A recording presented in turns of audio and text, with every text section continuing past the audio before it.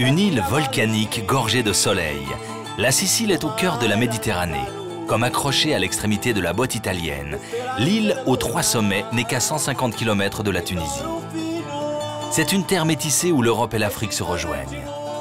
À sa richesse culturelle, l'île allie des beautés naturelles d'une étonnante diversité.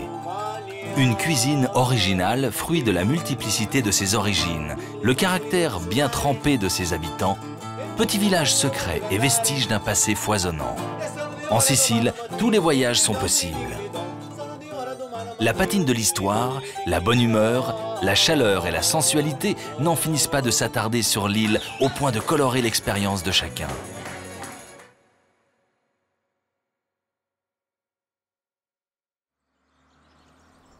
Capitale de la Sicile, Palerme échappe à toute définition.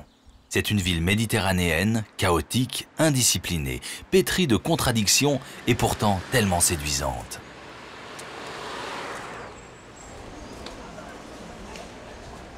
On l'aborde avec une légère inquiétude. Et ce n'est pas de se retrouver coincé dans le trafic dément de la Via Roma qui aidera à la dissiper. Après avoir garé son véhicule, on découvre une ville pleine de surprises, aux ressources illimitées. La Piazza Pretoria regroupe des églises et des monuments imposants, notamment une fontaine ornée de nymphes, de tritons et de divinités fluviales. Terminées en 1573, ces statues de divinités marines dans le plus simple appareil choquèrent les paroissiens conservateurs des églises entourant la place. Palerme, comme toute la Sicile, n'est pas à un paradoxe près.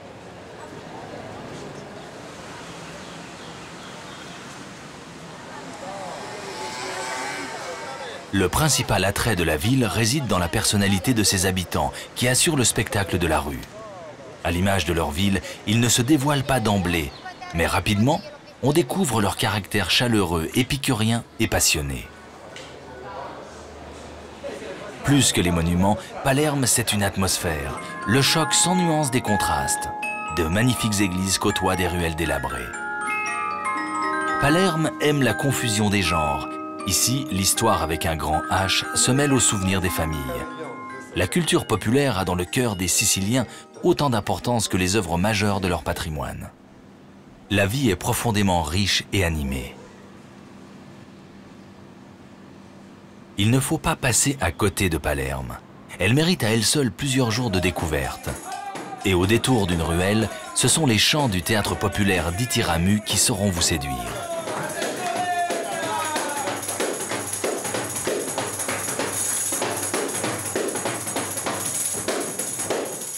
Les plus courageux peuvent également choisir la marche à pied, excellent moyen de découvrir Palerme.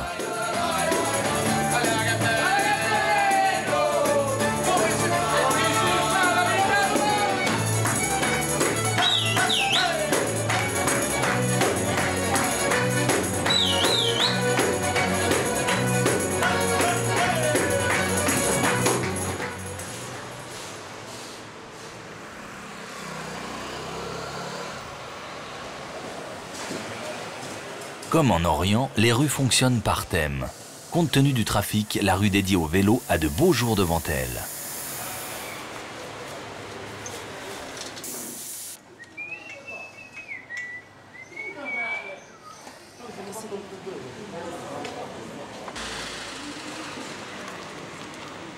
Près de la Via Roma s'élève la cathédrale San Domenico, conçue par l'architecte Andrea Cirincione en 1640. Sa façade fut rajoutée en 1726. San Domenico sert de panthéon à quelques Siciliens célèbres. Jadis au cœur du Palerme misérable et malfamé, aujourd'hui réhabilité, le marché de Vecchiria est un lieu très animé, rempli des cris des marchands et regorgeant de produits alimentaires. On y trouve aussi les ateliers d'anciens métiers, comme cet aiguiseur de couteaux.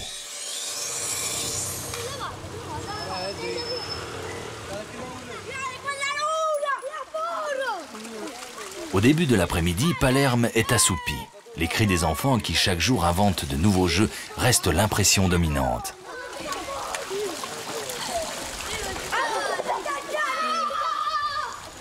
C'est l'heure de la sieste, un moment sacré. La plupart des boutiques et des bureaux ferment pour ouvrir à 16 heures. L'art de vivre en Sicile, cette façon décalée de voir les choses, c'est le fond de son âme. Cela tient aussi à son histoire. Émirat arabe, puis capitale d'un royaume normand, Palerme fut au XIIe siècle le joyau de l'Europe, avant de connaître une longue phase de déclin. De son ancienne position stratégique entre l'Orient et l'Occident, Palerme conserve des monuments uniques. Bâtisseurs ambitieux, les Normands convertirent mosquées et palais construits avant eux par les musulmans, donnant naissance au style arabo-normand caractéristique de la Sicile. La cathédrale offre sous certains points de vue une image quasi orientale. Sa construction débute en 1184 à l'instigation de l'archevêque de Palerme, Gauthier Offamilio. Elle fut à maintes fois remaniée, parfois avec bonheur lors de la construction du porche à 3 arches, d'inspiration catalane, dont la réalisation prit 2 siècles.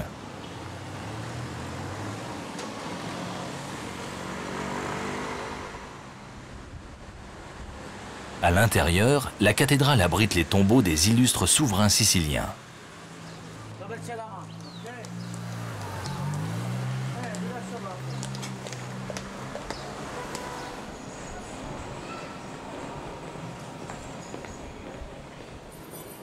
À Palerme, les marionnettes ont un musée. C'est ici que l'on conserve une vieille culture populaire des poupis, jadis très répandue dans les villes de Sicile. Perdonatemi, o sacra corona, se vi arreco una brutta e sconsolante notizia. Ce divertissement fut introduit par les Espagnols au XVIIIe siècle. C'était à l'époque le seul divertissement accessible aux petites gens.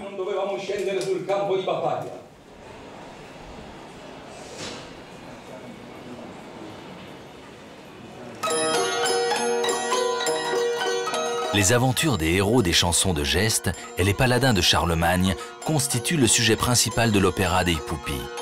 Les personnages aimés ou détestés étaient des modèles qui permettaient d'interpréter les expériences de la vie en les projetant dans un univers éblouissant de gloire. Les spectacles étaient présentés en épisodes pendant de longs mois dans les quartiers populaires. Plus de 3000 marionnettes sont conservées ici avec tous leurs costumes et leurs accessoires. De nombreux artisans talentueux œuvraient à la fabrication des marionnettes. À Palerme, Gaetano Greco fut le premier d'une longue lignée de fabricants. Aujourd'hui, Mimmo Cuticchio est l'héritier de la tradition. J'ai appris de mon père à faire les voix et à manipuler les marionnettes. Mon fils Giacomo, qui va avoir 26 ans, a appris de moi à réciter et à bouger les marionnettes. Mais tous les deux, nous avons hérité cette tradition de mon père. Et lui-même, il la tenait de la famille Greco. Et c'est comme si nous bougions et récitions les marionnettes, comme le faisaient les marionnettistes au début du XIXe siècle.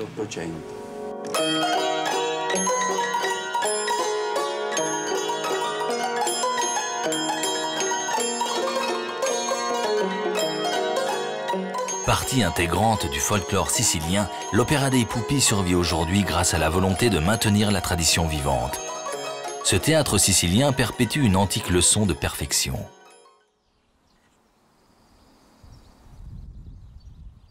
Après l'agitation de Palerme, ville aussi stimulante qu'épuisante, on apprécie de faire une petite pause. Les alentours offrent une multitude de possibilités de visite. Petits villages charmants, stations balnéaires, monuments chargés d'histoire. À 8 km au sud-ouest de Palerme, la cathédrale de Monréal est un pur joyau de l'architecture normande en Sicile. Elle témoigne de la présence des chevaliers normands dans le sud de la péninsule italienne au début du XIe siècle. Jeunes aventuriers, ils mettent leur épée au service du plus offrant dans les conflits qui opposent le pape, les princes lombards et Byzance pour le contrôle de la région.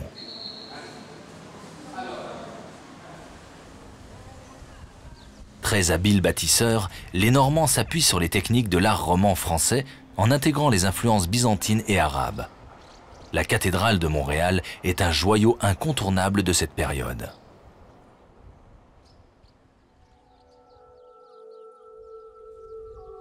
Nous sommes à Serrassa, sur les hauteurs de Palerme, à 500 mètres d'altitude. Beaucoup de soleil et des nuits parfois fraîches. Ces coteaux constituent un terroir idéal pour l'expression de vignobles de qualité. Francesco Guccione est propriétaire d'une hacienda familiale qui exploite des vignes anciennes. Un temps abandonné, Francesco et son frère ont décidé de replanter et cultivent leurs vignes en biodynamique. Les ceps sont attachés à l'ancienne avec de la corde. Les frères Guccione ne veulent pas voir ici de plastique ou de fil de fer. Seuls les cépages, le terroir et le savoir-faire font le goût du vin. En vin blanc, nous cultivons le Catarato. C'est la vigne qui depuis a toujours été cultivée dans cette région et qui le mieux exprime le terroir dans son sens entier.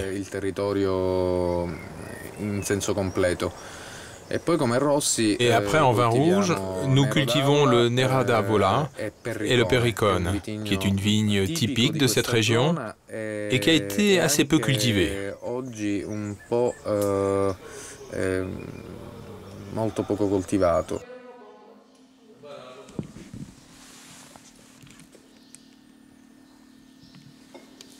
La vigne a toujours compté dans l'économie sicilienne. Longtemps vendue pour corser certains crus français, les vins siciliens assez méconnus font maintenant leur chemin. Les conditions climatiques et les cépages permettent de faire ici des vins rouges, charpentés et fruités. Les blancs bénéficiant de la fraîcheur des montagnes sont généralement légers, secs et floraux.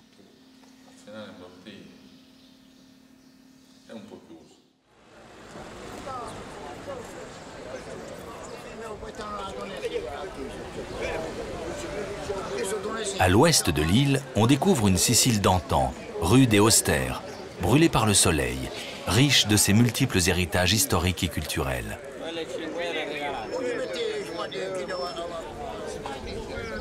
Une Sicile qui fait penser à l'Afrique du Nord, où les visages ressemblent trait pour trait à ceux des Tunisiens.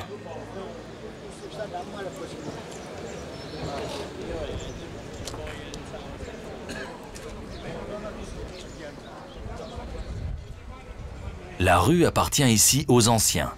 Beaucoup de jeunes sont partis faute de travail et de perspectives. Cet exode reste problématique. Chaque année, environ 10 000 Siciliens quittent l'île et partent tenter leur chance vers de nouveaux horizons. Dans ces villages de Sicile, la religion revêt une importance capitale. Dans le sud, la popularité et l'influence de l'Église restent particulièrement fortes. Bien souvent, le curé est considéré comme le personnage le plus important du village. Dans l'environnement cosmopolite des grandes villes, les jeunes générations ne manifestent plus la même ferveur que leurs aînés. Pour autant, la société dans son ensemble demeure très respectueuse à l'égard de la religion.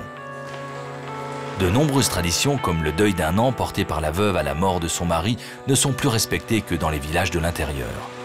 Mais dans ces petites communautés, un mélange séculaire de superstition et de foi continue de régler la vie des habitants. Le promontoire qui s'étend du mont Cofano à Castellammare del Golfo est l'un des plus beaux de toute la Sicile.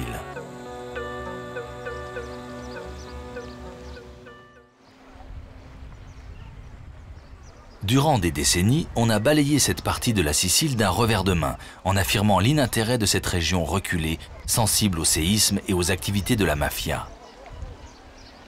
Résultat, la région n'a jamais connu l'essor touristique de Taormine ou de Syracuse. Pourtant, la côte n'en finit pas de déployer ses charmes. La réserve naturelle du Zingaro est la première de Sicile. Les criques rocheuses et les plages sont baignées par les eaux d'une incroyable limpidité.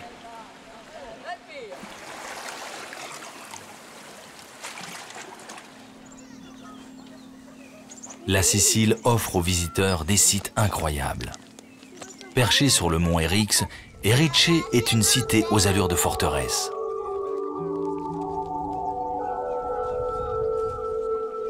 Dans l'Antiquité, un culte important est rendu à Vénus, déesse de la fécondité. Des prostituées sacrées officient dans le sanctuaire qui lui est consacré. Entièrement détruit par les Normands au XIIe siècle, un château beaucoup plus austère lui a succédé.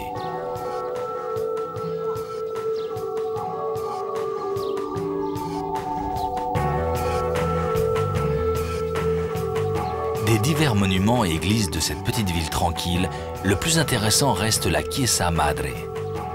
Construite en 1314, l'église possède de jolis plafonds voûtés et des chapelles latérales. Pour le reste, l'intérieur a été remanié dans un style néo-gothique en 1865.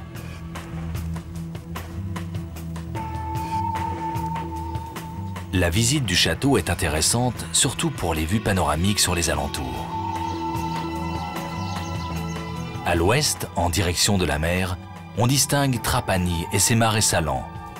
Situé au cœur du puissant réseau commercial qui s'étendait de Carthage à Venise, ce bout de terre en forme de faucille borde le port où Pierre d'Aragon débarqua en 1282 pour lancer l'occupation espagnole de la Sicile. La production de sel, de vin et l'argent blanchi de la mafia firent la prospérité de la bourgade. On se laisse prendre par l'aspect suranné de ce qui est pour l'essentiel un gros village arabe de pêcheurs.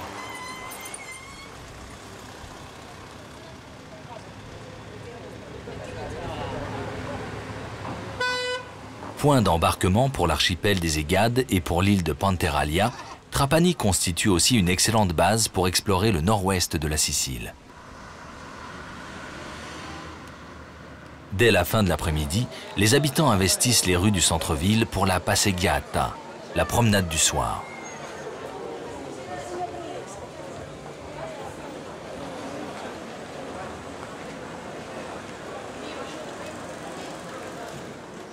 Le dédale de rue du centre historique de Trapani conserve son caractère mauresque. Cependant, son architecture remonte en grande partie à la fabuleuse période baroque espagnole du XVIIIe siècle. Les exemples sont multiples sur la Via Garibaldia et le Corso Vittorio Emanuele, principale artère de la ville. À son extrémité se dresse le Palazzo Senatorio, orné de colonnes et d'horloges.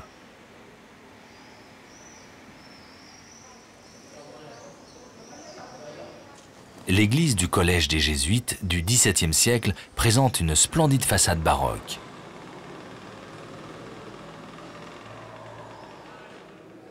Une des principales caractéristiques du baroque sicilien est le lien entre architecture et sculpture complètement indissociable. La cathédrale San Lorenzo est aussi typique de cette période. Les intérieurs offrent au regard des marbres de couleur, les décorations en stuc sophistiquées à l'extrême. Au XVIIe siècle, la Sicile a bénéficié de la présence du peintre flamand Anthony van Dyck. Certains lui attribuent ce tableau, la Crucifixion. La vie religieuse a profondément marqué l'histoire de la Sicile et la vie de ses habitants jusqu'à aujourd'hui. Pour autant, ce n'est pas un monde austère. Dans un pays où l'on fait la fête lors des enterrements, on apprécie la vie et les bonnes choses.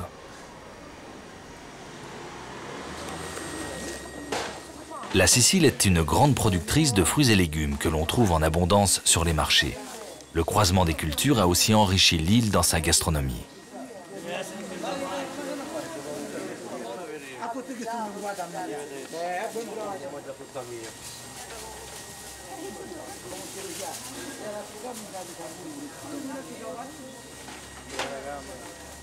Les saveurs orientales se sont répandues en Italie par la Sicile. Les légumes farcis, les pistaches, les raisins secs, les pignons et la pâte d'amande.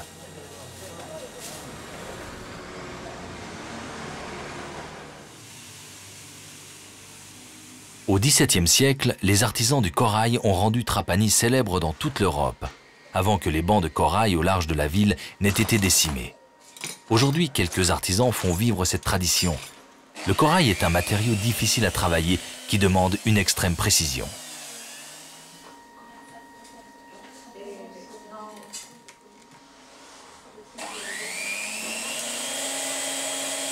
Platiniero Iorenza est l'un des derniers orfèvres du corail. La chose la plus importante, c'est le corail, qui a été inséré dans des objets sacrés, comme les calices, l'ostensoir. Parce qu'à travers sa couleur, on attribue au corail la couleur du sang du Christ. Le corail doit entre autres sa réputation à une légende grecque. Lorsque Persée tua la Gorgone, il déposa sa tête sur des algues. Son sang pétrifia les algues et devinrent corail. Utilisé par toutes les civilisations méditerranéennes, le corail demeure un porte-bonheur.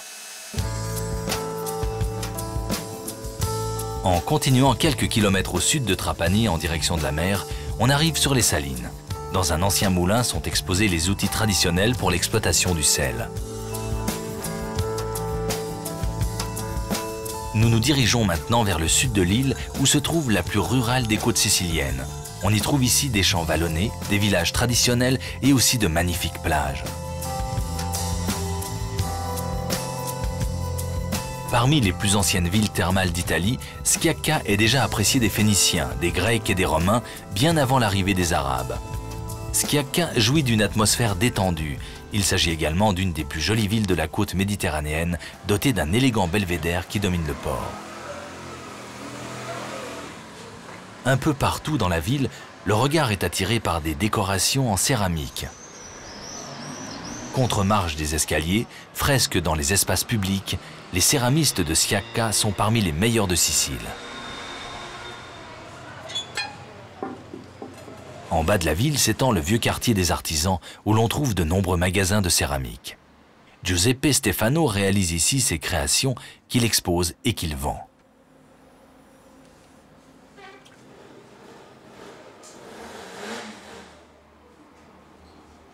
La céramique à Schiacca a toujours été là, dans le sens où elle nous a été transmise par les Grecs et après, jusqu'au Moyen-Âge, il y a toujours eu une tradition de céramique.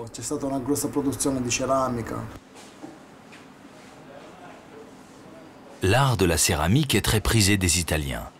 Des utilitaires du quotidien abondamment décorés de motifs floraux aux objets de décoration, la céramique traduit aussi les multiples influences qui, au cours des siècles, ont façonné l'histoire exceptionnelle de cette terre.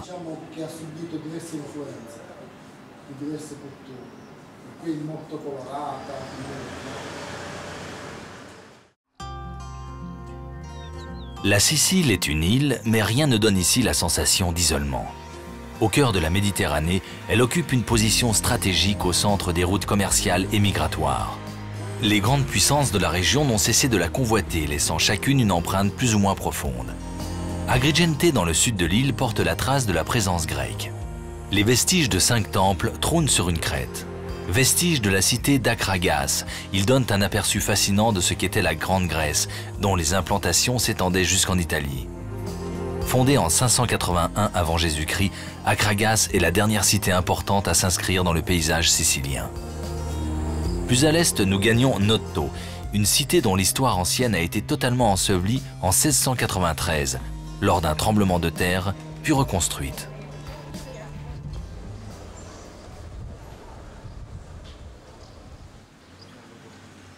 Le tremblement de terre, en faisant table rase des bâtiments, a contribué à l'éclosion du baroque sur l'île. Symétrie de l'espace et foisonnement des éléments décoratifs caractérisent un style propice à la fantaisie et à l'innovation. Séduites, les grandes familles se livrent à la surenchère pour bâtir les palais les plus somptueux. Noto est aujourd'hui la plus belle et la plus harmonieuse des villes baroques de Sicile. Sur la plus gracieuse des places de Noto se dresse la cathédrale San Niccolò. Celle-ci a été entièrement restaurée suite à l'effondrement de son dôme. Résultat de décennies de négligence et de tremblements de terre mineurs, beaucoup de bâtiments étaient menacés.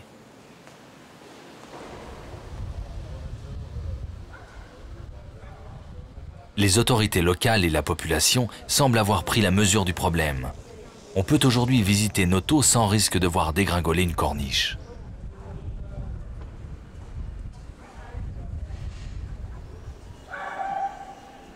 La nouvelle ville de Noto mit en pratique une idée révolutionnaire basée sur la création de 2 quartiers. L'un pour l'administration politique et religieuse, l'autre résidentiel. Ces 2 quartiers furent construits avec un extrême souci de symétrie et d'harmonie visuelle. Située à la pointe sud-est de l'île, Syracuse était considérée par Cicéron comme la plus belle cité du monde, rivale d'Athènes par la puissance et le prestige.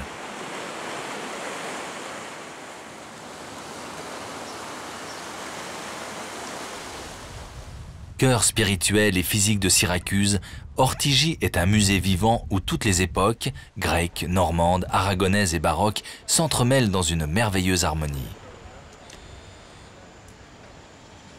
Ortigie est en fait une petite île accessible par le Ponte Nuovo, qui enjambe un charmant petit port. Les palais vénitiens au ton ocre et rouille surplombent les bateaux bercés par les flots.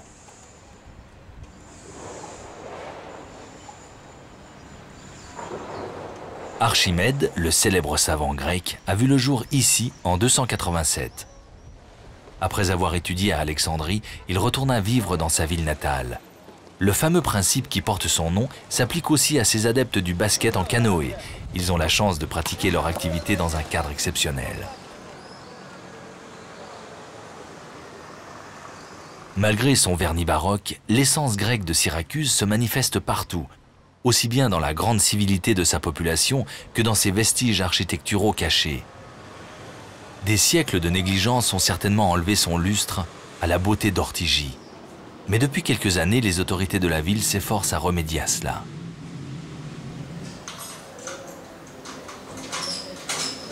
L'extraordinaire histoire de la Sicile et le profond métissage qui en a résulté sont à l'origine des nombreuses contradictions propres au caractère de l'île et de ses habitants. Esprit conservateur, tendance à la suspicion, au stoïcisme se manifestent parfois. Mais les signes de confiance, de sociabilité, de sensibilité, ainsi qu'un grand sens de l'humour sont également présents.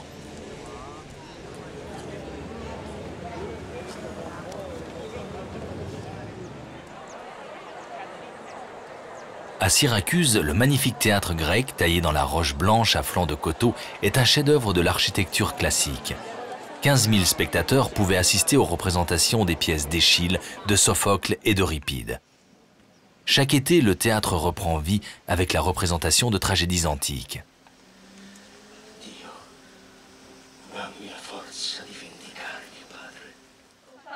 Mais il est difficile d'imaginer l'intensité des représentations des temps passés. Pendant la fête de Dionysos, dieu de l'ivresse et du vin, les représentations retenaient les spectateurs de l'aube au crépuscule. Au paroxysme du spectacle, la foule rentrait en transe, éprouvant ce qu'Aristote appelait une catharsis, après quoi on faisait rire pendant quelques heures de plus avant de renvoyer les spectateurs chez eux. En Sicile, le plaisir est aussi dans l'assiette. Pour s'en convaincre, il suffit de passer au marché. Détentrice d'une riche tradition gastronomique, Homère situait en Sicile les jardins d'Alcinous, qui émerveillèrent Ulysse par leur abondance. La profusion de légumes frais, associée aux nombreux poissons qui peuplent cette partie de la Méditerranée, forme la base d'une cuisine élaborée par les Arabes au XIIe siècle, combinant les saveurs épicées, sucrées et aigres-douces.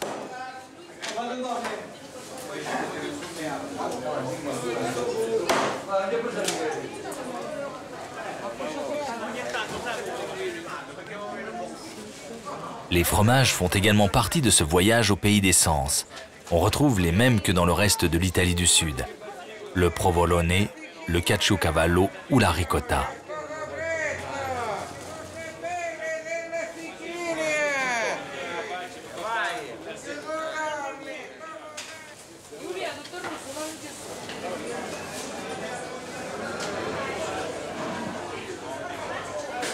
La Sicile est également un merveilleux verger dans lequel poussent tous les fruits méditerranéens.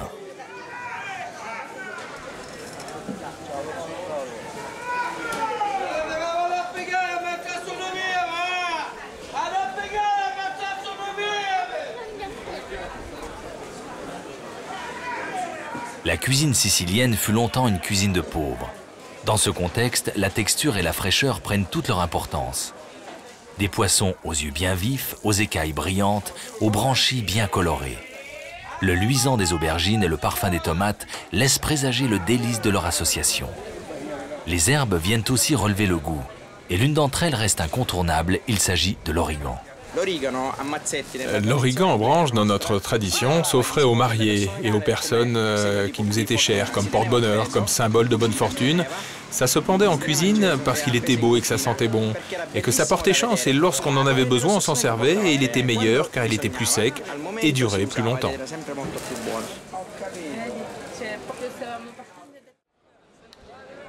Catane est une ville noire comme la lave dont elle est construite. C'est la deuxième ville de Sicile sur le plan commercial et un centre d'affaires prospère. La Piazza del Duomo constitue un somptueux exemple de style baroque propre à Catane, avec ses contrastes entre la lave et le calcaire. En son centre se dresse un éléphant de la période romaine, emblème de la cité. On lui prête ici le pouvoir d'apaiser les colères de l'Etna. En face se trouve la cathédrale dédiée à Sainte Agathe. Elle possède une imposante façade de marbre à 2 étages dont les colonnes proviennent de l'amphithéâtre romain. Ce monument veille sur les reliques de la sainte protectrice de la ville.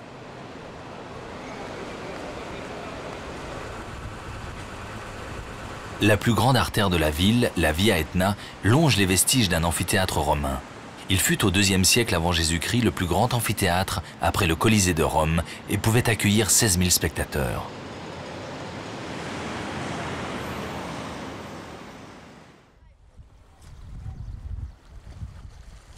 La côte ionienne est la destination touristique la plus courue de Sicile. Plusieurs sites de baignade s'étendent au nord de Catane. Aci Trezza est également un lieu de légende. Ces 3 roches de basalte qui pointent hors de l'eau passent pour avoir été jetées par Polyphème, le cyclope aveuglé par Ulysse pour tenter de l'arrêter dans sa fuite. À quelques kilomètres, Aci Castello est très couru par les amateurs de nage et de bains de soleil. Sa plage de lave est peu accueillante. L'été, des plateformes en bois sont installées pour lézarder au soleil plus confortablement. Le bourg possède un château assez remarquable qui surplombe la mer, perché sur un monticule de basalte. Le château fut élevé par les Byzantins au 7e siècle sur les fondations d'une forteresse romaine. Sous domination arabe, le château fut rasé puis reconstruit par le calife Al-Mouz en 909. Les Normands s'en emparent au 11e siècle et instaurent un régime féodal. Aci Reale complète la trilogie des Aci. Le village occupe un site magnifique sur la côte ionienne. L'ambiance y est plus huppée, on y vient de Catane pour flâner autour des monuments baroques ou pour profiter des thermes d'eau sulfureuse.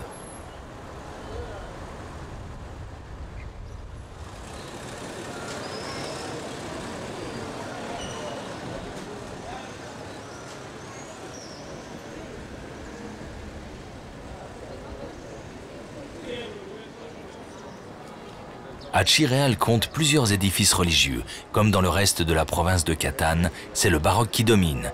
Que ce soit la basilique, la cathédrale, tout est à l'image du courant baroque en Sicile et qui résume tout ce que l'on peut trouver sur l'île.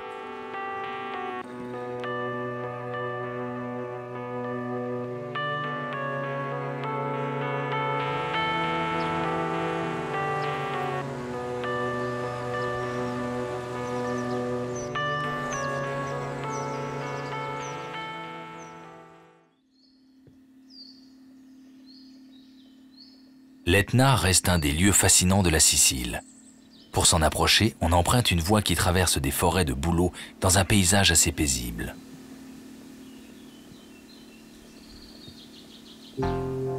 Mais cette impression change radicalement au fur et à mesure de la progression. Piano Provenzano a longtemps été la principale station de ski de l'Etna. Mais lors des dernières éruptions en 2001 et 2002, une gigantesque coulée de lave a tout emporté. Lors de l'ascension, on peut voir comment la lave a écrasé les arbres.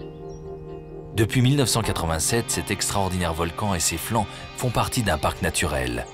La diversité des paysages est sidérante, des forêts alpines en passant par les déserts de lave. Point culminant de la Sicile, l'Etna est le plus vaste volcan en activité d'Europe et l'un des plus actifs au monde. Du haut de 3323 mètres, il domine toute la côte ionienne. Son panache de fumée offre une vision palpitante et parfois terrifiante.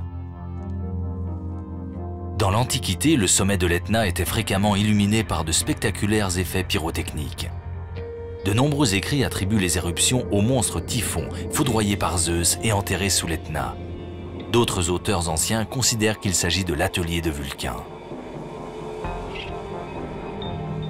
L'histoire a recensé une multitude d'éruptions. Celle de 1699 dura 122 jours et détruisit 16 bourgades des alentours et ensevelit une bonne partie de Catane. En 2001, les plus spectaculaires éruptions des 40 dernières années causèrent d'immenses dommages aux infrastructures situées sur le versant sud de la montagne.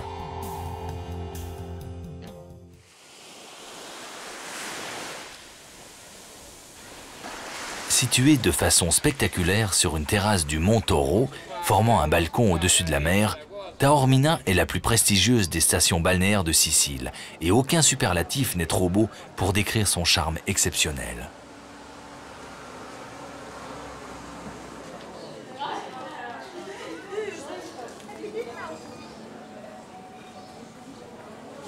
Au fil des siècles, la ville a suscité l'engouement de générations d'écrivains, d'artistes, d'aristocrates, de banquiers et de têtes couronnées. Sa richesse lui vaut de ne pas connaître les dures réalités économiques des autres villes siciliennes. Sa splendeur n'a rien de surfait. Capitale de la Sicile byzantine au IXe siècle, Taormina a conservé sa cité médiévale quasiment intacte. L'un des plus grands plaisirs consiste à déambuler dans ses ruelles en jetant un coup d'œil aux boutiques d'artisanat, d'antiquaires et de créateurs.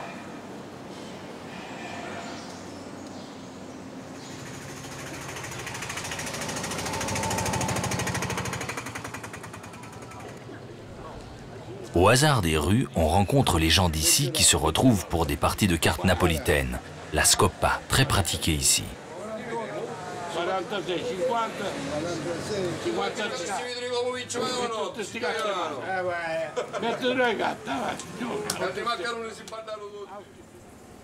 À l'écart de la foule, le luxuriant Parco Ducci di Cesaro, couramment appelé Villa Comunale, est l'un des plus jolis jardins publics de Sicile. La vue sur la baie est extraordinaire.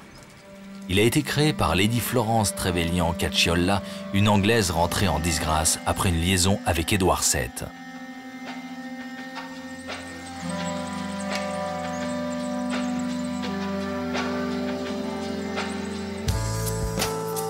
Près du cap, la minuscule Isola Bella donne sur une crique sublime. Laurence Trevelyan acheta cette île pour la modique somme de 5000 lire et fit bâtir une maison. Aujourd'hui classée réserve naturelle, l'île fait partie du World Wildlife Fund. Ses abords escarpés font le bonheur des plongeurs.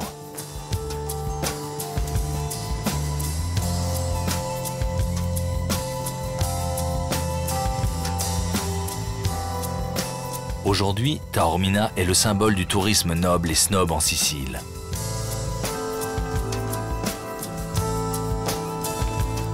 Les criques autour de la ville sont à la hauteur de leur réputation. Leurs accès difficiles les protègent du tumulte de la station balnéaire toute proche. En quittant Taormina, le village de Castelmolla retrouve une couleur plus authentique. La musique traditionnelle en Sicile se transmet oralement. Le groupe I Baldi en est un des héritiers que l'on écoute autour d'une pizza.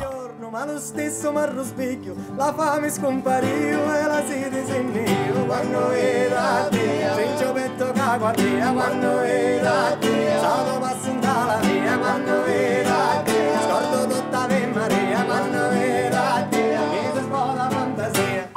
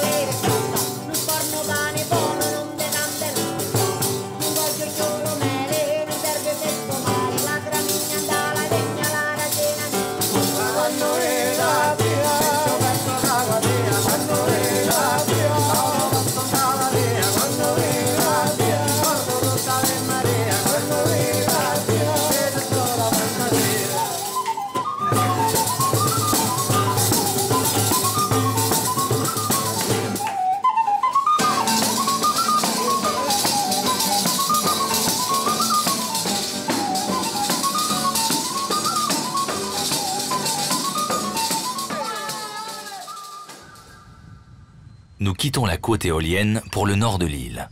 Sur la côte tyrrhénienne, nous embarquons à bord d'un hydrofoil pour les îles éoliennes.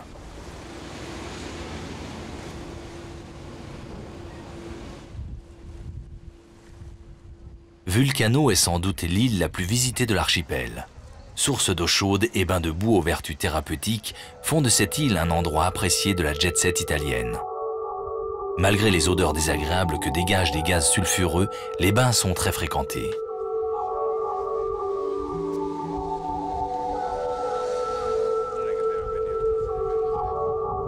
Pour les Grecs, l'île de Vulcano devait inspirer le respect, voire la terreur. L'activité volcanique de l'île fut une source de curiosité pour de nombreux penseurs. Au Moyen-Âge, les chrétiens la considéraient comme l'antichambre de l'enfer. Les paysages lunaires de dentelles de roches volcaniques et les champs de soufre y côtoient les plateaux qui se parent de fleurs multicolores au printemps. Une mer d'un incroyable bleu cobalt, des montagnes sauvages balayées par le vent et éclaboussées de taches de fleurs, des volcans fumants. Voilà qui suffit à expliquer la fascination pour les îles éoliennes. Elles sont 7, chiffres magiques. Toutes volcaniques, de taille et d'aspect et d'ambiance différents, parfois entourées de poussière d'îlots.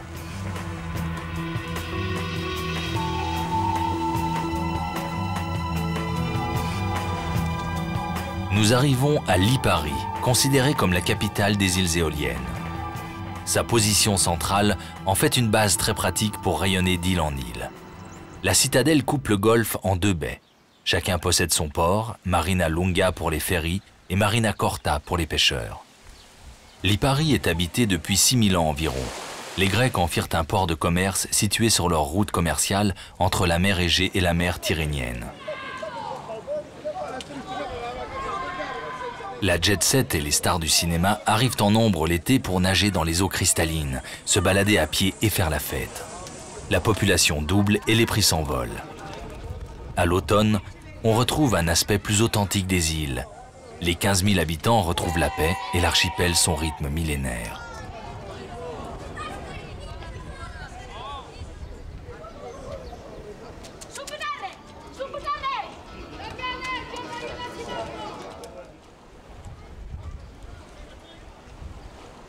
Les poissons abondent dans les parages de l'archipel et très tôt on s'essaye au plaisir de la pêche. Thon, rouget, sole ou sèche pêchés le matin se retrouvent le soir même sur les tables des restaurants.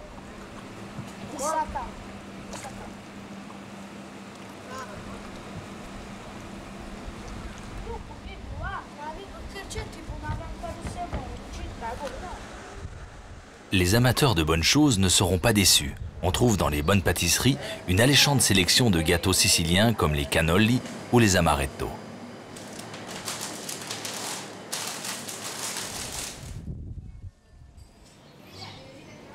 Dans Lipari, il y a des restaurants pour tous les goûts. Certains permettent d'être au cœur de l'animation, d'autres au contraire sont des havres de paix. Mais pour les papilles, pas de souci. De la simple pizza à la savoureuse cuisine éolienne, la gamme est riche. La vieille ville au pied de la citadelle offre un délicieux petit dédale bordé de maisons au ton pastel. Seule la vénérable Fiat 500 trouve place dans ces rues. Et comme dans la chanson de Nino Ferrer, il y a du linge accroché à la fenêtre et c'est joli.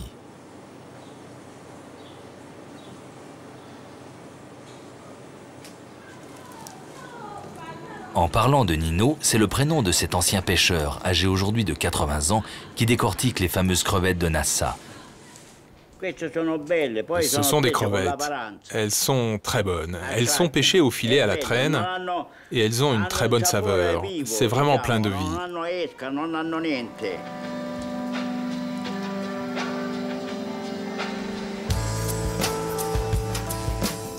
Les airs tranquilles de Lipari dissimulent en réalité une histoire agitée.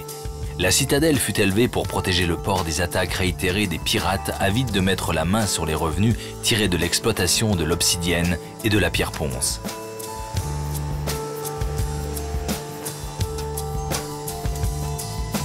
Pour pénétrer dans la citadelle, il faut grimper quelques marches en direction de la cathédrale San Bartolomeo. Elle fut édifiée au XVIIe siècle pour remplacer la cathédrale normande d'origine détruite par le redoutable pirate Barberousse.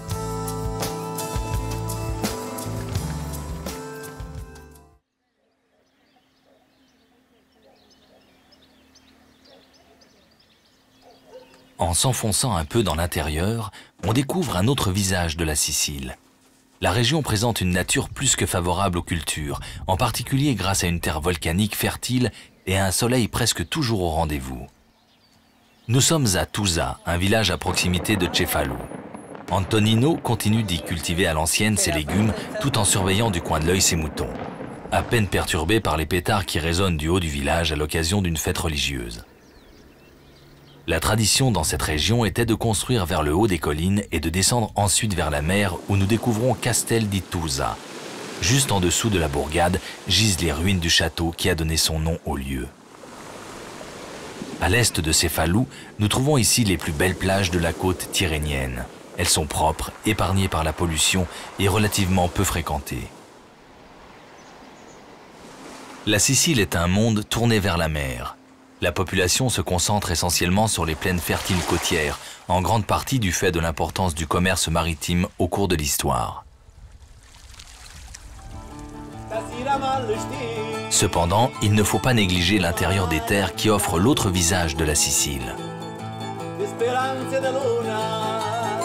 Région reculée et montagneuse, le centre de la Sicile offre une atmosphère unique et des panoramas magnifiques. Les montagnes sont parsemées de petites villes et de fermes. Aujourd'hui, la nature splendide n'a pas plus changé que les conditions de vie difficiles. L'arrière-pays de la côte nord compte 2 immenses parcs nationaux ponctués de minuscules villages de montagne. Les hauts pâturages ont toujours accueilli des communautés rurales qui pratiquent l'élevage de vaches et de moutons. On croise encore des bergers qui, pendant l'été, conduisent leurs troupeaux en altitude pour trouver des zones de pâturage. Ils vivent comme dans le temps, dans des petits abris de pierres sèches. Ces bergers continuent de fabriquer selon de vieilles recettes ancestrales, une merveilleuse ricotta très crémeuse destinée à une consommation locale. Aucune chance de trouver ces fromages dans un supermarché. Il est nécessaire de faire le voyage pour partager pendant quelques heures la vie de ces hommes qui conservent une part de la mémoire sicilienne. Sous les poutres, on affine les provolas, des fromages de vache.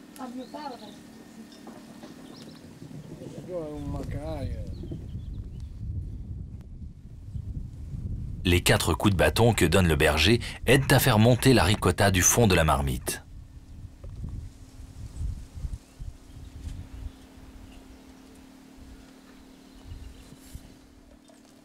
Le petit lait s'échappe ensuite des petites faisselles. C'est la douma qui devient acide. Après, on la mélange à de l'eau chaude et ça devient comme une pâte filée. Et ensuite, avec les mains, on lui donne ces formes-là.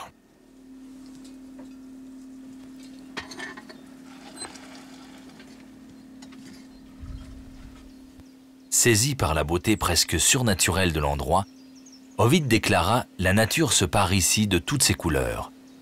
La campagne des environs fleurit de toutes parts au printemps. »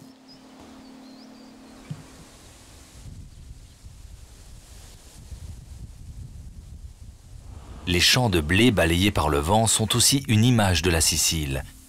Les pâtes auraient été inventées ici, mais certains estiment que leur origine, beaucoup plus ancienne, remonterait aux Chinois.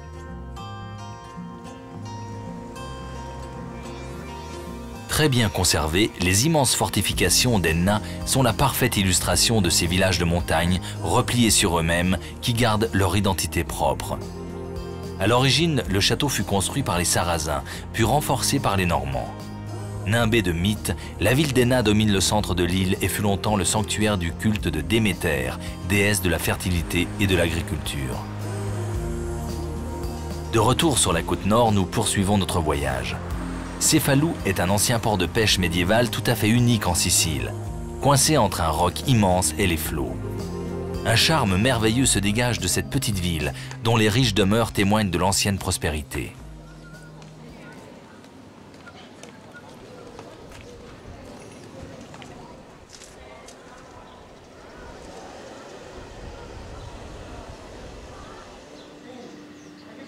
La cathédrale de Cefalù est le dernier joyau de la couronne arabo-normande.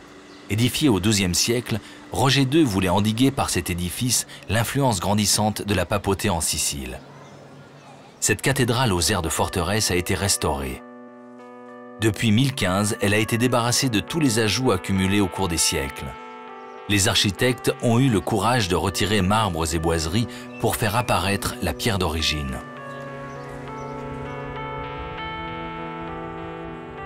Dressée au-dessus de la ville, la Rocca semble être un repère parfait pour les géants qui, selon la légende, auraient été les premiers habitants de la Sicile.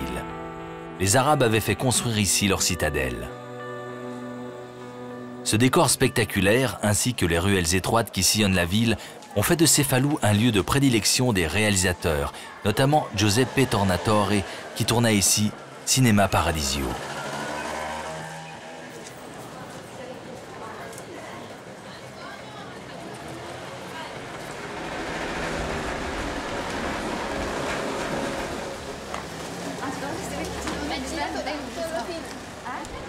Cefalù est également réputé pour sa superbe plage de sable fin, considérée à juste titre comme l'une des plus belles de Sicile.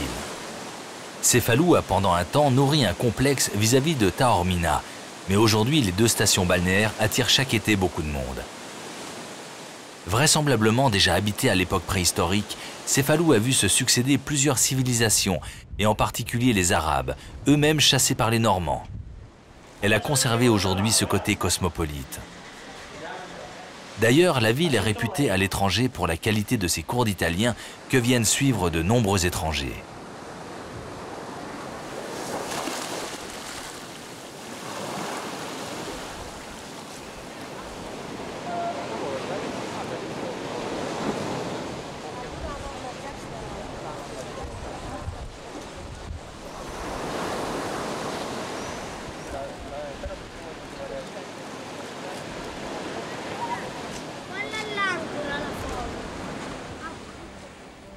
Notre voyage se termine ici, sur les rives de la plus grande île de la Méditerranée. Un caractère unique. La Sicile mérite encore et toujours le détour. Les Arabes voyaient ici le paradis sur terre. Le grand poète médiéval Ibn Amdis la décrivait comme une île vêtue d'un manteau de paon aux plumes somptueusement colorées. Il ne s'était pas trompé.